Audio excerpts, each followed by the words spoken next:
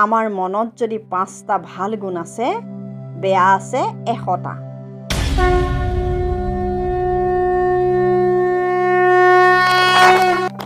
নমস্কাৰ, YouTube channel Gitartha কথনলৈ আপোনাক স্বাগতম জনাইছোঁ। শ্ৰীমদ ভগৱত গীতা এই গ্ৰন্থভাগীৰ এটি সৰল অনুবাদ আপোনাৰ সন্মুখত উপস্থাপন কৰিব বিচাৰিছোঁ। আহকচোন আমি এই শাস্ত্ৰভাগীৰ ভিতৰলৈ সোমাই যাওঁ। অথ দ্বিতীয় অধ্যায় শ্লোক সংখ্যা 27। জাতস্য হি ধ্ৰুবো মৃত্যুৰ্ধ্ৰুৱম জন্মামৃতস্য চ তস্মাদপৰিহাৰ্যৰ্থে নত্বম শুচিতুমৰ্হসি। শব্দাৰ্থ: জাতস্য জন্ম হোৱাজনৰ, হি নিশ্চয়, ধ্ৰুৱ নিশ্চিত, মৃত্যু বা মৰণ, মৃতস্য মৃতজনৰ, তস্মাদ পৰিহাৰ্যৰ্থে তস্মাৎ অপৰিহাৰ্যে অৰ্থে সেইবাবে, সেই অপৰিহাৰ্য কথাত, নহয়, ত্বম তুমি, শুচিতুমৰ্হসি শোক কৰা উচিত নহয়। সৰলাৰ্থ: জন্ম হোৱাজনৰ মৃত্যু হ'বই, সি নিশ্চিত কথা। তেনেদৰে মৃত্যু হোৱাজনৰো জন্ম নিশ্চয় হ'বই।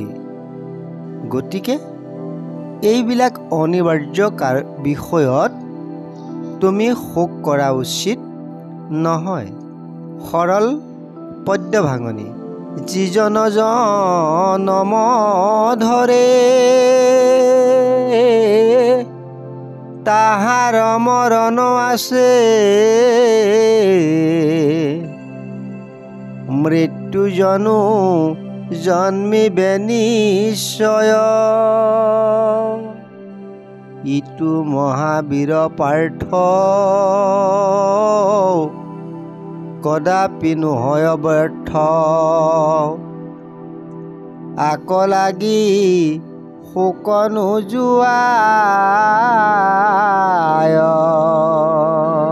শ্লোকভাগৰ সৰল ব্যাখ্যা। এই শ্লোকটোৰ ব্যাখ্যা ইতিপূৰ্বে দ্বিতীয় অধ্যায়ৰ 26 নং শ্লোকত কৰাই হৈছে। আত্মা অমৰ নহয় যদি সদায়ে মৰা বুলিও ধৰা হয়, তেতিয়াও এই কথা মানিবই লাগিব যে মৰিলেও পুনৰ জন্ম হ'বই লাগিব। নহ'লেতো সৃষ্টিত এটাও জীৱ নাথাকিবগৈ। জন্ম আৰু মৃত্যু এই দুটা কোনেও ভেটা দি ৰাখিব নোৱাৰে। আমাৰ মানুহবোৰৰ সমস্যাটো হ'ল আমি মৃত্যুটোহে অপৰিহাৰ্য বুলি ভাবি থাকোঁ। জন্মও যে অপৰিহাৰ্য এইটোত আমি গুৰুত্ব নিদিওঁ। অৰ্জুনক ইয়াত কোৱা হৈছে যে তুমি ভীষ্ম, দ্ৰোণ আদি তোমাৰ মান্যসকল, নিজৰ বংশৰ মানুহবোৰ মৰিব তাকে লৈ ইমান কন্দা-কটাখন কৰি নাথাকিবা। যিসকল মৰিব তেওঁলোকৰ আকৌ জন্ম হ'বই। কথা হ'ল তেওঁলোকে পুনৰ ভীষ্ম হৈ, দ্ৰোণ হৈ, তোমাৰ ভাই বন্ধু হৈ জন্ম নলয়। কিন্তু তাতেনো কি হ'ল? ভীষ্ম, দ্ৰোণৰ দৰে তেওঁতো অমৰ নহয়। তোমাৰ বংশৰ যিসকলক লৈ শোক কৰিছা সেইসকলতো অমৰ নহয়। যি ক্ষণস্থায়ী, যি এদিন মৰিবই, তাক লৈ কিয় শোক কৰিব লাগে? তোমাৰ কৰ্তব্যটো এই ক্ষণস্থায়ী বিষয়বোৰৰ মাজত আবদ্ধ থকা উচিত নহয়। তুমি এইবোৰ এৰি শাশ্বত জগতখনৰ হৈ কাম কৰা। যিবোৰ কৰ্মই এই জগতখনক অনন্ত কালৰ বাবে উপকৃত কৰিব পাৰে তাৰ কথা ভাবা। যিসকল লোকৰ দুষ্কাৰ্যই সমগ্ৰ জগতখনকে ঢাকি পেলাইছে, অনন্ত কাললৈ পৃথিৱীত পাপৰ, অন্যায়ৰ, অধৰ্মৰ ৰাস্তা মোকলাই ধৰাধামৰ জীৱবোৰ জীৱন্ত নৰকত ডুবাব খুজিছে, সেইবোৰৰ বিনাশ কৰাটোহে তোমাৰ মহান কৰ্তব্য। গীতাৰ 2 অধ্যায়ৰ 25, 26 আৰু 27 এই 3 ভাগ শ্লোকত 3 বাৰ বিভিন্ন ধৰণে অৰ্জুনক ক'লে, তুমি নাকান্দিবা, তুমি নাকান্দিবা, তুমি নাকান্দিবা। এইখিনি হ'ল অৰ্জুনৰ শোক নিবাৰণৰ বাবে দিয়া সান্তনা বাণী। ইয়াৰ পাছত 30ৰ পৰা 38 নং শ্লোকলৈকে এই 9 ভাগ শ্লোকত অৰ্জুনক বুজোৱা হৈছে, তুমি যুদ্ধৰ বাবে প্ৰস্তুত হোৱা। আনহাতে অৰ্জুনক এই অধ্যায়ৰ 12 নং শ্লোকৰ পৰা 29 নং শ্লোকলৈকে 18 ভাগ শ্লোকত অৰ্জুনক আত্মাৰ সম্পৰ্কত জ্ঞান দান কৰা হ'ল। অৰ্জুনক আত্মাৰ জ্ঞান দিয়া মানে অৰ্জুনক আত্মালৈ উন্নীত কৰা। লগতে এই জ্ঞান তত্ত্ব সহকাৰে লোৱা পাঠক আৰু শ্ৰোতাসকলকো সেই স্তৰলৈ লৈ যোৱা এটা লক্ষ্য নিৰ্ধাৰণ কৰা হৈছে। শ্লোকভাগৰ সাৰ্বজনীনতা। অৰ্জুনক আত্মালৈ উন্নীত কৰাটো গীতাশাস্ত্ৰৰ প্ৰাসংগিক অৰ্থ, প্ৰাসংগিক প্ৰয়োজনীয়তা। ইয়াৰ পাছত অৰ্জুনক মহাভাৰতত বৰ্ণিত ঐতিহাসিক কুৰুক্ষেত্ৰ যুদ্ধৰ বাবে প্ৰস্তুত কৰা হৈছে।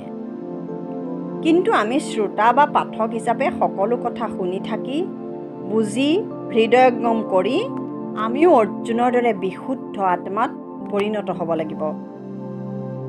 কাৰণ অৰ্জুনে কৰা ঐতিহাসিক কুৰুক্ষেত্ৰ যুদ্ধখনৰ দৰে আমাৰো আমাৰ জীৱনৰ বাবে কৰিব লগা একোখন কুৰুক্ষেত্ৰ যুদ্ধ আছে। এই সাৰ্বজনীন কুৰুক্ষেত্ৰ যুদ্ধৰো আকৌ 2টা অৱস্থা আছে, মানসিক আৰু সামাজিক। প্ৰথম এই কুৰুক্ষেত্ৰখন আৰম্ভ হয় আমাৰ মনৰ মাজত। মনৰ যুদ্ধ মনতে মাৰ নিয়াব নোৱাৰিলে সি বাহিৰত, অৰ্থাৎ সমাজত মানে পৰিয়ালত, আত্মীয়সকলৰ মাজত, বন্ধু বান্ধৱৰ মাজত নাইবা সমাজৰ আন লোকৰ মাজত প্ৰকাশ পায়গৈ। আমি জনা উচিত যে আটাইতকৈ ভাল শাসন হৈছে আত্ম অনুশাসন। নিজক নিজে শাসন কৰা, নিজে নিজক শাসন কৰা যুদ্ধখনেই হৈছে মনৰ কুৰুক্ষেত্ৰ যুদ্ধ। আমাৰ মনত যদি 5টা ভাল গুণ আছে, বেয়া আছে 100টা। 5টাই আমাক বেয়াৰ পৰা আঁতৰি থাকিবলৈ ক'লে হ'ব কি? 100টাই আমাক বেয়া কামৰ বাবে সদায় টানি আজৰি থাকে। ইয়াৰ উপায় কি? সেই উপায়ে হৈছে কৃষ্ণ, কৃষ্ণ নাম, কৃষ্ণৰ কৰ্ম, কৃষ্ণ ভাৱনা। যিজন কৃষ্ণ বিবেকৰূপে আমাৰ ভিতৰত লুকাই আছে, তেওঁক জগাওক, আশ্ৰয় লওক, সহায় বিচাৰক। নামঘোষা আৰু কীৰ্তনত ইয়াৰ এই যাত্ৰাৰ ৰাজালি। ইয়াত যাত্ৰা আৰম্ভ কৰক। গতিকে পিছৰ ভিডিঅ'সমূহ পাই থাকিবলৈ আমাৰ চেনেলটো ছাবস্ক্ৰাইব কৰি বেল বুটামটো টিপি থ'ব আৰু লাইক, কমেণ্ট, শ্বেয়াৰ কৰিবলৈ নাপাহৰিব। ধন্যবাদ।